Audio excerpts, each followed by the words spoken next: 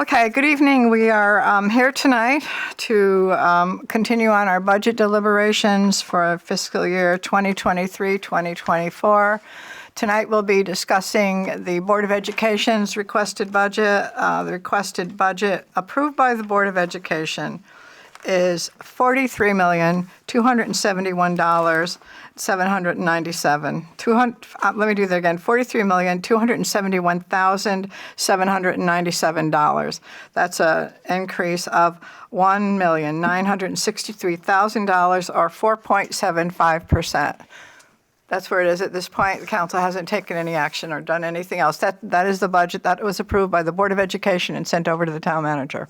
However, before we begin any other discussions, let's just get to a little more updating on this budget. We are going to be decreasing the Board of Education's operating budget by how much, Rob, for the insurance? Was it 183? I just need an accurate number. $182,107. 183. 182. 182. 107. 107. Okay. So the reason being is that the number that the board was originally working with was higher than what has actually come in through Rob at where we get our numbers for our insurance through the state insurance group that we're with right now. So we're going to be reducing the budget by that number at this point in time. Does anybody have any questions on that? You're all aware of that too, Sam and Steve, you're aware. Okay, so that's going to happen. All right, before we begin, we've heard from the superintendent a couple of times already. I didn't know if there was anything else you'd like to add tonight to the council that we haven't heard from your previous comments about the request for next year. No, I don't have anything else. Okay. Anything further? Yeah. Okay, Happy thank to you. answer any questions. Thanks. Okay. If that's the case, then I will open up. I'm not going to ask for a motion right now, but I will open up the floor for some discussion on the requested budget. We can make a motion if you'd like, but first I'd prefer just to have some discussion about it. This is, of course, the largest factor in our budget, the Board of Education. And every year it factors immensely in our deliberations. So we take it very seriously.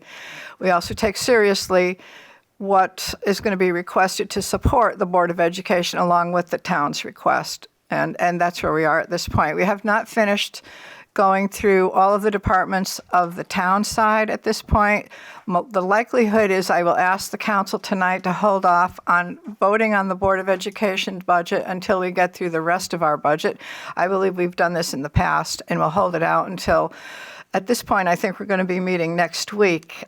We have tomorrow, yesterday we did not meet, and that was one of our scheduled sessions, so we're probably going to be meeting sometime next week. We have a town council meeting on Monday, so we're going to be looking at adding another work session. So if everybody's in agreement with that? Yes? Okay. That's fine. All right. So tonight we'll just be here. We'll have some conversations about the budget, ask some questions, and then as we get through that and get through the rest of the budget, if we ask you back, I'm sure you wouldn't mind returning if we have anything else that we need to know. Okay. I'll open the conversation up. Does anybody have any questions for the superintendent right now regarding his requested increase? No. Madam Chair, Yes, Ms. Tompkins. I'd like to discuss the open positions Okay. that they have there. So we received a list today. I know that in the initial paperwork, that it looked like there was 40 open positions, but that's been updated to 21 open positions. Do you have a dollar figure for that? A collective dollar figure? Yep. No, I don't. I just know they're positions we need and we're trying to fill. Okay. That's why they're posted. We don't post anything unless it's a need for the district, so we don't look at a collective amount. That varies. We'll fill a position that'll come off the open positions. Some that we're unable to fill right now. Had a lot of trouble filling world language. We're hoping to fill those at the middle school. So those are posted. We just had we had retirements come in, so we posted a world language for the high school position. So it it changes when we fill a position. That'll come off the open positions when it's filled. And then, sometimes a new student will move to town. There's a need for a special education support or paraprofessional. We'll have to post a position. So it ebbs and flows all the time. But those are all necessary positions, or else they wouldn't be posted. Were there open positions last year that never got filled? I would have to look. I don't know. We Okay. try to fill every position that's open. I can't So think of any offhand. Sam, do you have any thoughts on that? I would just answer from a process lens. As we go through the budget process, if there was a position that we felt was no longer needed, it would not have been added to the budget, and we do that as a very careful process. Okay. For clarity for me, the positions that are posted out on your application software or whatever, are they currently funded in this year's budget? Are those positions included in the current year's budget, dollar-wise? Yes, they would be. Okay, so if you don't fill them by the end of this year, by June 30th, all 20 of them, what will happen to those positions? Will they remain open? Will you close them and start over again?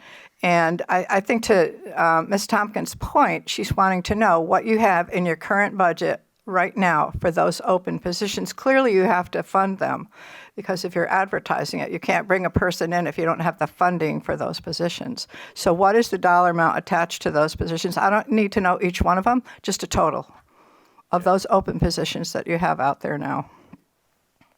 Does that help you? Yes, it does. That Thank help? you. We can get that for you. I would just say that anything within our budget, any positions that were posted that were not in our budget are being covered by ESSER funds. So we've added a number of positions that are offset by the ESSER funds that we have available to us. So we've done a lot of that over the last few years. But we'll get you the total, and we'll get you where those funds would be coming from for any open positions. That's not a problem. I just don't have it. Okay. If I knew in advance, I would have gotten that for you. I just don't. That's not something I would have at the tip of my tongue. Yeah, I just did. I was curious also about if these are positions that are for beginning July 1st, which would be in your budget request that we have before us, or if these are positions that are in your current budget that will end June 30th. That's I think my And that question. depends on the positions. For example, the world language positions, we're gonna fill those as soon as possible to start July 1. Well, actually August, for convocation for teachers.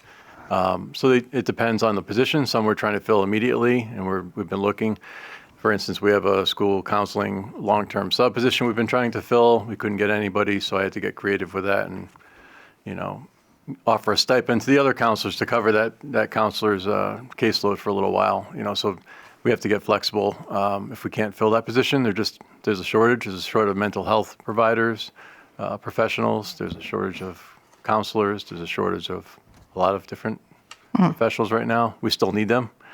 So we haven't given up hope. We're trying different options to try to fill those positions, but we need them, and we feel it, and the kids don't get what they need if we don't have them filled. So, Okay. Yeah. Well, if you can get us that additional information by next week or whenever it's readily available, that would be appreciated. Madam Chair? Yes, Rosemary. Just another question on that, or just confirming something. okay. Yeah. I think 6 or 7 out of the 21 positions are actually for ongoing substitute lists, correct? I don't have the list in front of me. Yeah, It's yeah. not something I look at in its entirety. I approve positions, and it's a multi-person approval. It's approved by me, the assistant superintendent, the HR director, and Sam, through the process of approving a position. Once it has to be posted by one of our administrators, so whether it's student services or one of our principals, they post a position, we all approve it, knowing the rationale for why that's needed. So there's a whole system that we go through, but I don't look at the whole list of open positions at any one time. But I can have that Yeah, printed out. for example, like says, an obvious one, substitutes, it's for teacher substitutes. One posting for ongoing lists to cover teacher absences of current staff. So that particular position does not exist in the budget as a Right. specific position. Correct. It's just under substitutes. That's correct, Okay, Ms. so Grant. really, yeah. So I think it's at least 6 or 7 of them fall into that category. We're always short on subs, so we have a number of openings for substitutes, building subs, as well as regular subs.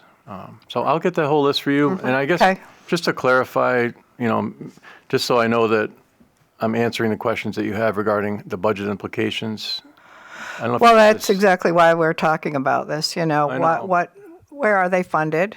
Are they funded in this year? Are these positions going to be funded in, our next year's budget? Where are they exactly? Where do the dollars show up? So So if you don't fill all these positions at the end of June 30th, where do those dollars go? So for example, if a position is open because there was attrition, someone left the district for one reason or another, that would be the answer. It's a replacement of an existing position that was already budgeted, things like that. That's what you're looking for.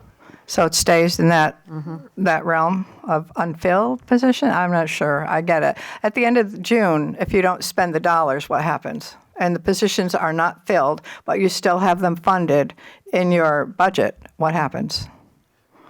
Can I say one thing? Well, I think let it- what can she's they can asking answer? is that, say someone leaves 4 months into the fiscal year and you don't fill that position until you're 10 months into the fiscal year. You have 6 months worth of salary that you were not paying for that individual. And I think the question they're trying to get to is what happens to that 6 month worth of salary that you're not spending on that particular Or any- position? Or If it stays open for the entire year, some of these positions were created in December of this past year. it depends on the position. So if it was a teacher we're trying to fill and we're filling it with the daily substitutes, sometimes you have to bring in someone who's a retired teacher at a high daily rate. We've done that before, world language, so everyone is different, but we'll track all that down. Where those dollars were budgeted to pay for that position. So you have an understanding of that, whether it's the Yep. ESSER funds or whether it's this year's budget, or it was a new position we had to create that we're covering through ESSER funds because it's not in the budget. So the ESSER fund exists outside of your operating budget, correct? It's a separate fund that exists over here, and this is your operating budget over here. So that's what I would really like to know is, are they in your operating budget right now? Or are they over here in that separate fund for ESSER funds? I guess that's my question. Yeah. And, if you can We have enough. help us with that. We have an understanding now. I don't need to know names or anything like that. I need to know dollar amount, Yeah. impact to the budget. And that's this just the was helpful. open Thank- positions you're talking, the list that we got? What we have right now are open positions according to our HR director. Before today, there were 40 open positions out there on the town website, 40. But it's actually now somewhere like 20 because some of them had not been closed Not out enough, over, Yeah. for however it works. Yeah, for whatever reason, they didn't get closed out. They're Right. still hanging So out there. according to our HR director, these are the positions that she has looked at and audited, and they're currently open. Okay, I'll look at that list and we'll Okay. Thank give you the for information. clarifications. Yeah, I appreciate the clarification. Thank you. And Madam Chair, again, some of them, like just the substitute that are part of an ongoing list for an ongoing pool of substitutes, I don't know if that information would be relevant. There's at least five or six of them. We'll detail I that think if they're too. funded, they're relevant. Right, yeah. If the positions are funded, whether they're used or not, it's relevant because it's in your financial request, correct? Yeah, We have a budget line for substitutes. So yeah, so you just indicate that, yeah, Yeah. it's part of that, sort of that pool of Yep. money, yeah. Yes, thank you. Okay.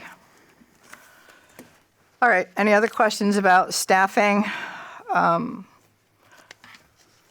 So when I was looking at your presentation, Superintendent LePage, that you gave us the other night, one of the spreadsheets that you gave us is called a historical perspective of changing educational landscape in Plainville schools. And since 2001 up until 2021, there has been a decrease of 431 less students in our system.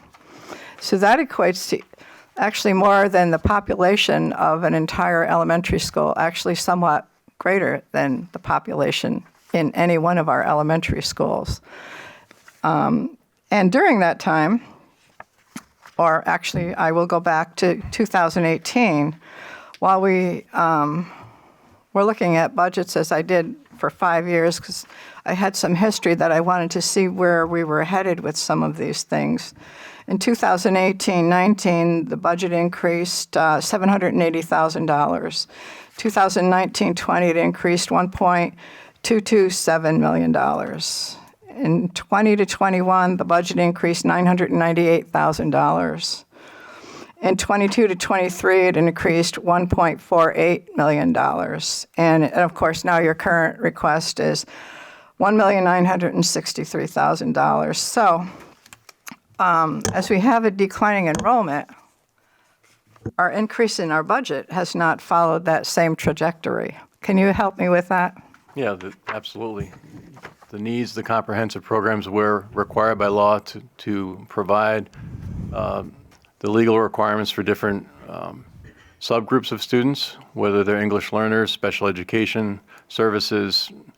Everything costs more money. I used to pay $1.12 for gas when I was a senior in high school. I don't pay that anymore, so everything costs more money. So as you know, we haven't kept up with inflation with our, the numbers you're giving are big numbers, but when you look at the rate of the increase in the Board of Education budget, it hasn't kept up with inflation. So it's a big kind of a global question. It would take me a long time to drill down and give you the exact. We do that every year when we present our budget and explain Right. exactly why when everything went up. But I couldn't tell you, with any specificity why, because I didn't develop those budgets. But I can tell you that whatever we developed, it was because there was a need, and we have to provide legally for a free and appropriate public education for all of our students. And we added some comprehensive programs. We added. Well, according to your chart that was in your presentation the other night, the special ed identified in 2006, 2007 was 12.7, and I believe these are in percentages, if you can help me with that. Correct. I think it was percentages. They are percentages. Okay, thanks. So in 2006-7, it was 12.7%. 10 to 11 went to 13, 14 to 15 went to 13.2, and right now at 20 to 21 is 13.5. So that's not a dramatic increase. If I'm looking at your data that you gave me, it's not a huge increase. I don't know what the percentage is in relation to the number of students, but it's only gone up 1% since 2001, 2002. And I'm sure those numbers have varied over the course of time, but at this point in time, they haven't changed that much. In regard to non-English at home language, that's kind of, it was at 5.5 in 2001. It went up to 9.1 in 2006-7. Now it's at 7.7, which is a decrease from your high of 9.1. So some of those things have changed, but at this point, well, that's the information we have in front of us. I don't know where the numbers came from, but that's what we were given the other night, so. Yeah, feel free to, Mr. Lewandowski pulled this data, so he's more than welcome to add any. If you want to come up, Dave, you're welcome to. Well, you just mentioned the data that you're looking at for ELs, it's how they're qualified by the state. That was home language. Like if we use the state. Sorry to interrupt. If you don't mind just coming forward. Yeah. Thank you. Thank you. Yeah, it's the way the state reports it. So when you look at the 9, that was home language. Whereas if you look at the way they report it now, they actually designate ELs a different way. So we'd be higher if we used the percentage, the way that they qualified you as an EL back in 2004, whatever that 9 was. There was an asterisk next to that because it's different. So let's look at 2021. It's at 7.7%. Right. Okay. And in 2006 or 7, it was at 9.1, which shows a decrease. Right, because back in that 9, whatever it was, 9.1? It was home language. We don't base it just off home language. So we have more students than 9.1% that have a different home language. Okay. But now you have a different designation of EL. So it's Okay. not just home language. So the number of students who are EL is higher than it was. Yes, compared much to- higher. Much higher compared to, so this data is a little bit deceptive. So Right. if we look at the actual number of students who are considered English learners back in 2006-7, it would be far lower than it is now. Yeah, and that's why there's an asterisk there. Yeah. Okay, so that helps explain that. I mean, where I'm only looking at the information that you gave me, so that's as best as I can interpret it. Yeah, I didn't know what you were looking to, we were trying to just give a general picture of how the town has changed. So are all these numbers has anything changed in any of the other categories, for example, such as special education? Has anything changed in that realm that we should be aware of? I mean, it's I not, said 6-7, it was 12.7, and now it's at 13.5, which is not a very large change. But a number is a number. The needs of an individual student of the, what was it? I'm trying to think of the number, 300 and. Well, it's a percentage of your percentage, total but- population, oh, correct? Yeah, you could have a $500,000 student. You could have where their cost of education and outplacement is $500,000 a year, and you could have a student who just needs minimal supports within the regular school for a learning disability or Right. more mild. So numbers, those numbers are, they don't really tell you anything. It just tells you that the numbers They don't in tell me general have gone anything? up. Well, Not enough to make any assumptions, I think but you can make them if you like. Go ahead, Sam. we covered this in detail last budget season. We really didn't get into it this budget season, but last budget season, we were asked by our Board of Ed to provide a list of all the mandates on the education system.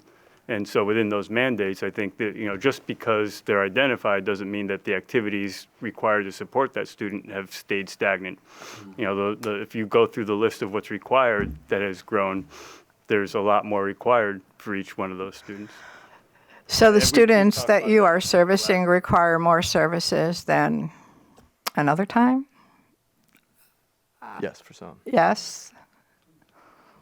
All of them, or just maybe one or two could change that number dramatically?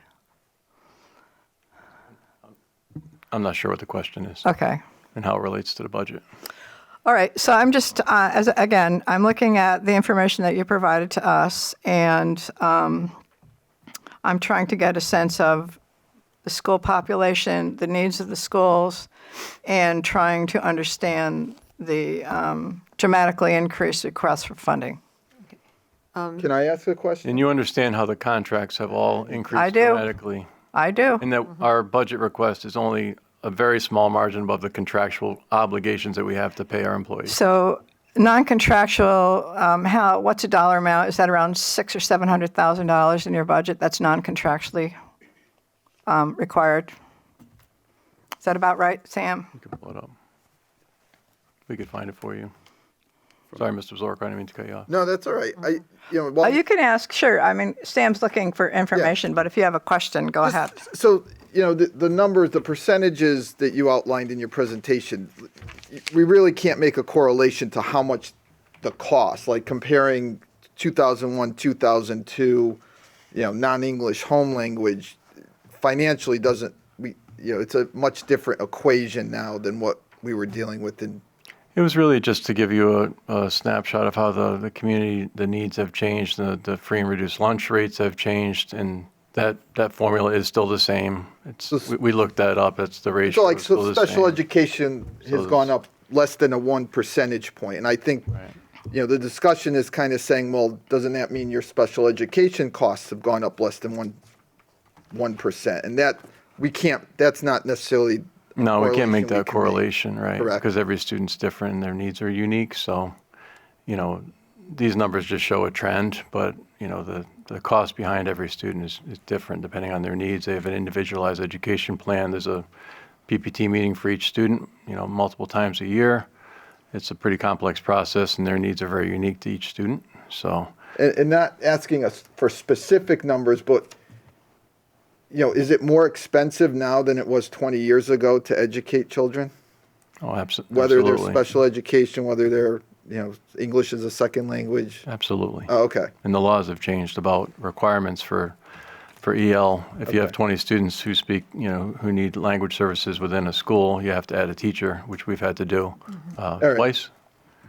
Twice. Because I feel like that's maybe where we're trying to drill down to is, Yeah. if this is only going up by 1 percentage point, can we also say the finances involved in supporting that is also going up 1%? Or is that, and that's what I wanted to clarify, if that was a fair Yeah, calculation or it's not. more of a complex formula that goes into that, and it's pretty individualized to what, It is complicated, and we also, the excess cost formula is calculated on your previous year's needs or usage or students, or because you do in terms of your budgeting process, the excess cost dollars that the town receives from the state is you use that for your special education.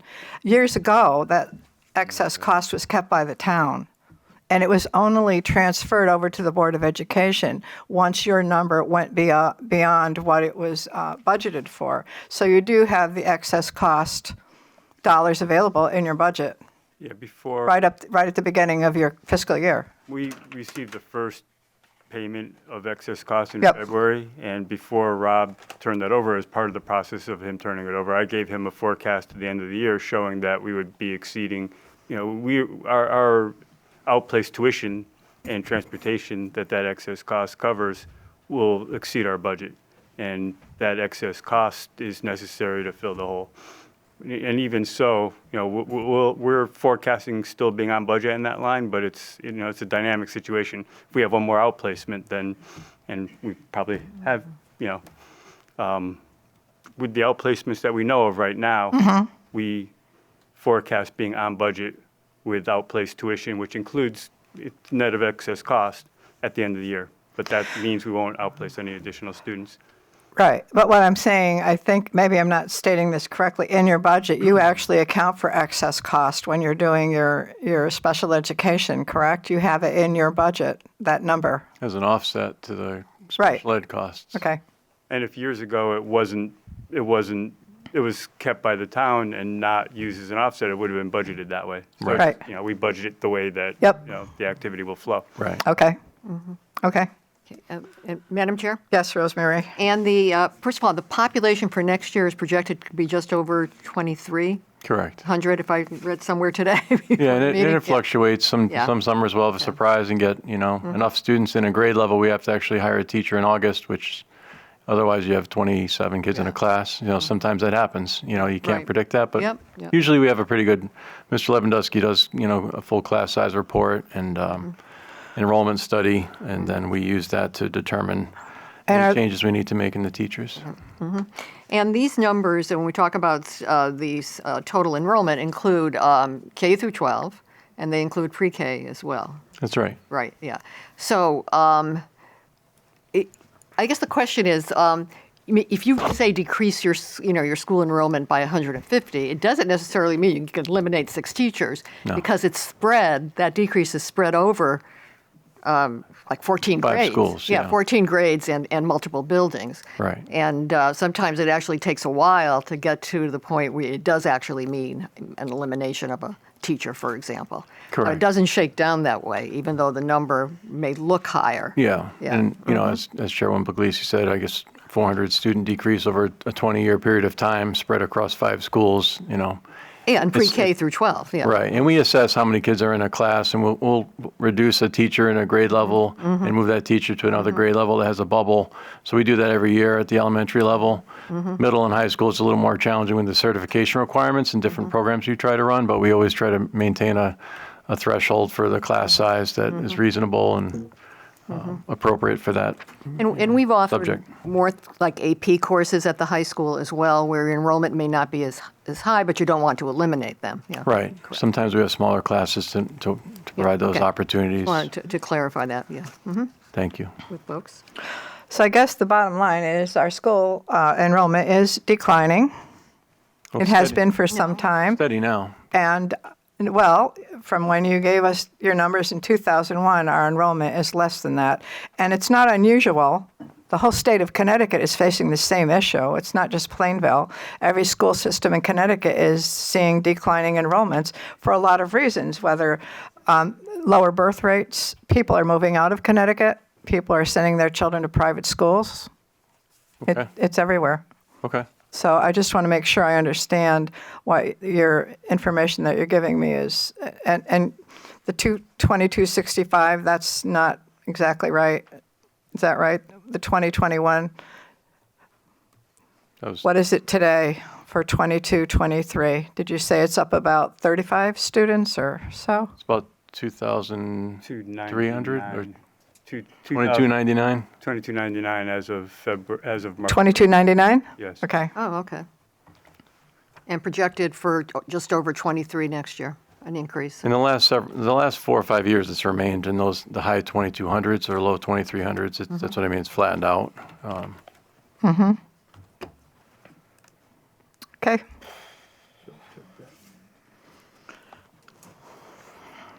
Yeah, I'm going by Carol's, monthly report. Here's February.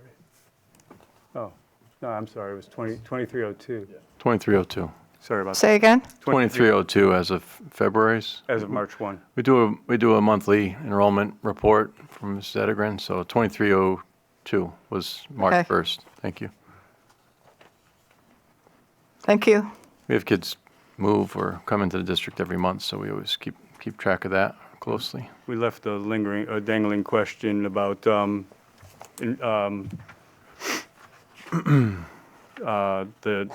non-contractual. Non-contractual? So we showed you a schedule last time we were here for contractual costs that totaled an increase of $1,774,000 attributable to contractual costs compared to an increase of $1,963,000 in this budget. So that would be $189,000 in this budget. It's not contractual, if you just use the overall numbers. Yeah.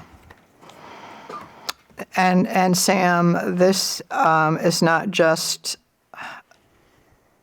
labor costs, this is everything you're considering as contractual and non-contractual, is that right? I want to make sure I understand it because we have a chart here that's all labor, teachers, everybody, administrators, pension office professionals, custodians, but there's other factors in your budget that I just want to make sure I understand what the non-contractual number is. I understand you might have, you have contracts for your transportation. Yeah, energy. Maybe there's some other transportation, stuff you have gas, contracts diesel, for. all those things. So that's the number I'm looking at, anything that's non-contractual. Yeah, and And you're saying it's 189,000? No, We can get you an exact number. I don't know if you have it. the difference between But that's gone down from 10% now to 7.1, so we have to although this factor is that out. what's in the board budget. It is what's in the So board this- budget. This agrees with the $1,963,000, so it's apples to apples. Correct. So everything there, all those bargaining groups, teachers, administrators, pension, office professionals, non-bargaining, custodians, transportation, paras, tutors, nurses, health insurance, that accounts for an increase of 1.773 million, which is a 4.29%. Okay. Out of And the your request is 4.75. 1.1963, so it's somewhere around $200,000. Well, $189,000. but if you're looking at the a 4.75% total budget, you'd have to do the 0.36% of our budget, whatever that amounts for, is anything that's not contractual. But the 1.7 isn't all contractual, is it? I mean, administrators are contractual, Yes. the salaries? Yes. The 1.773 is salary contractual, yeah. Yeah. Okay. Can you see that? Yep. Yeah, these Okay. are all, Were they coming? Yeah. Okay, all right. well, how much does that equal? 0.36 times what? Times the total budget, Times 43, 271, 797. Oops, oh, that's the same. Point- I'm just going to give you the number Yep, that's outside of the contractual increases. Well, these contractual increases, it doesn't include like the energy, that's also a contract. Well, it kind of does, because that's included that in what they inflation consider and salary items, so that. Oh, okay, yeah, it is then, all right. So, That can't be right. you can get back to us if you want. You don't have to do it. I mean, you have some other information you're going to get back to us on as well, so rather than try and Well, I'll, do that right now, that's fine. so it should be You can just let us know what that is. So it's 157,000, yeah, okay. 157,000. All right, I will get back to you. That's fine. We'll just confirm that Yep, number. because you're going to get other information for us as well. And the last question I have for you, maybe others have other questions, is in regard to the grants that you use to offset some of your spending. I know that you, outside of the ESSER grant, you do get Title I grant. You also get some other grants to Title II, offset. Title III, open choice, open choice academic, social, and Do support. you, grant. and you also get payment for OCAL, correct? Yes. Yeah. And that's so right. are all those grants, I'm sure they're factored in here somewhere, but I couldn't see them. So what is the total dollar amount of all those grants that you take in, and how does that offset your spending? It's $4,025,000 $4,028,675. Say it again? $4,028,000. It's in the budget book, in the Okay. budget summaries, you'll see It's in there, okay. More of the red print. It's separate? Separate Okay, I'll look page for in it. the summary section. Second. So last page. those are your grants, right? It's actually page 1, isn't it? No. Oh, it's page 11 out of 12, right? Yeah, those are all the grant offsets, and it shows, it just gives the total of where it's offset, and then in the budget book, you see the what's being offset by those grants. Right. I see that there are offsets in there, and some of them are identified as ESSER, but then there's just offset, so I don't know exactly what they're from, but I guess it doesn't matter. But it's 4 million something that you get in other grants that you apply toward your programming. Yeah, counting ESSER and all the other grants, correct. Let me just double check. There's a 13-page budget summary in the Board of Ed budget book. It's page 12, it's the last page of the summary. I don't have my I have my town budget, which just has a summary and then your, Looks like that, it's got the red, okay, I'll find it. should have that. I think I looked at it already, but I just wanted to understand it and how it's used. Okay. It shows an increase from $3.6 million Okay. of offsets last year, increased to $4 million of offsets, $4 million. Yep. Okay.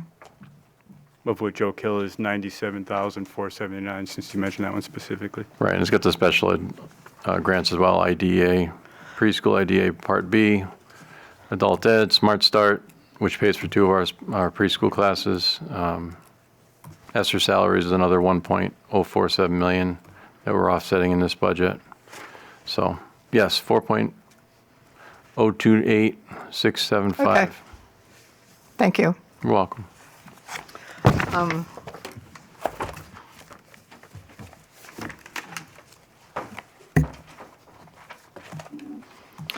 All right. Do we want to talk about the board's capital tonight, or are you coming back for capital when we do our capital? What's the plan for the capital? Are you guys coming back to talk about capital when we do it, or should we talk about it tonight while they're here? Whatever you like. Yeah, What do you think? Tonight. I'm ready. Ready as I'll ever be, and what I'm not ready All right, for, I'll get you. Let's look at it. Okay, capital, we can look at page 6 and 7. The board's capital is actually on page 7. It's in the front. Why isn't that in here?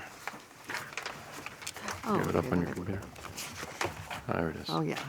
I have 2 questions, so I don't Okay. know, maybe some of it is technology related, so maybe Kevin can answer it. If I ask you, you can help me with that. Yeah, you, Under technology, you have technology staff laptops for $65,000 requested. yeah, that's the middle school laptops. It happens to coincide with all the other needs of the middle school, but their laptops are 6 years old and they need to be replaced as part of the staff laptop replacement cycle.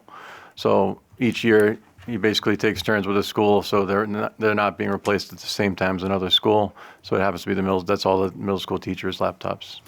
Yeah, last year we budgeted $58,000 for laptops. Where did they go? Do you remember?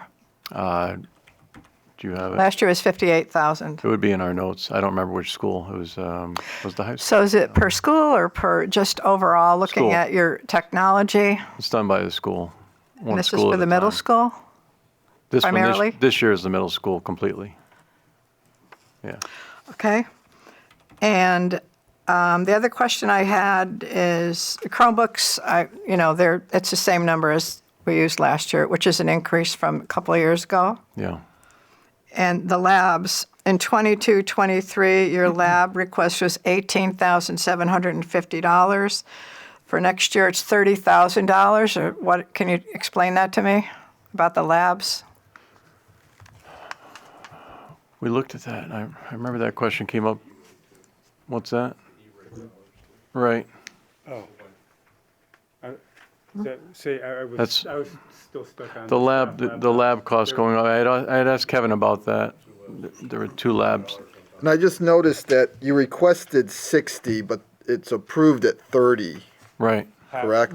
So you I don't know if It's, that uh, helps. That's with the E-rate, right? No, it's a lab that's shared with adult education. So Oh, the grant. adult education, use of that lab will pay for half the cost. Or it's approximately half. It's at the rate that grant pays. Okay. So should we show half of it in the capital? are. So We're should this showing it actually be appropriately. 15,000 instead of 30? No, it was 60. So we have to, It was 60, so we're showing 30. oh. We had so the- requested 60, That and is we the got- 50%. Yes. I'm looking at Kevin's last year's schedule for staff laptops. It looks like it was Linden. 45, Linden. 45 laptops at Linden. Okay. So this current year was Linden for laptops? Yes. Is that what you just? This okay. current year. In the budget you're looking at now is Okay. MSP. Yep. Kevin has a rotational Yep. plan that I'm No, I- looking at that, goes out to 28, 29. He's Yep, I he's think I'm- planned all of his technology all the way up. Okay. And And the service vehicle, is that an old vehicle we're replacing? Service vehicle? That was for the maintenance department. Yeah, I think the van is the 2006. Is that the one, Mike's? Yeah. Yeah, it's an older vehicle that they want to replace. I'm sorry? It's an older vehicle used by the facilities department that they want to, that they need to replace. Okay. It's almost 17 years old.